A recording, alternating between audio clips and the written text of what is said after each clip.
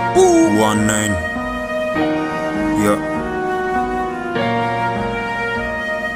namni baay'ee jedha mucaan kun marataa sabontuu barbaadaa eessummaa argataa abdiilaa beekutee abjuudhaan jiraataa guyyaa tokko alaala bareedduu jakkargee gogogee tanafee akka laafata margee hiriyaan koo jedhee mucaa maal ta'eetii innis naan hubanne rakkoo keessa kootii achumaan dammaqnaan bira deemeen jiraa bareedina kana maaliree yaafiraa itti dubbachuudhaaf sodaachaa tan jiraa sodaatiin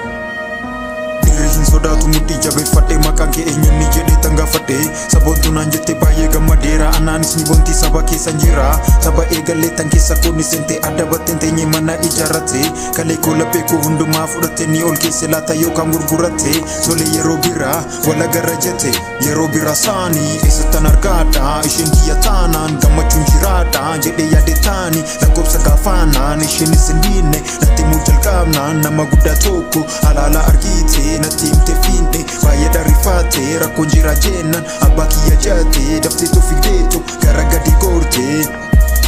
du'a kan hin deemne abbaan shii dhufeera har'a fabdiin qabu horus guyyaa biira jedhee ufitti himeen abdiin eegaa jira baay'ee jedhaa mucaan kun marataa sabontuu barbaadaa eessummaa garuu kun hin taane isheenis ni hafte sabontuu eegaatu waggaa lama guute waggaa lama guute waggaa lama guute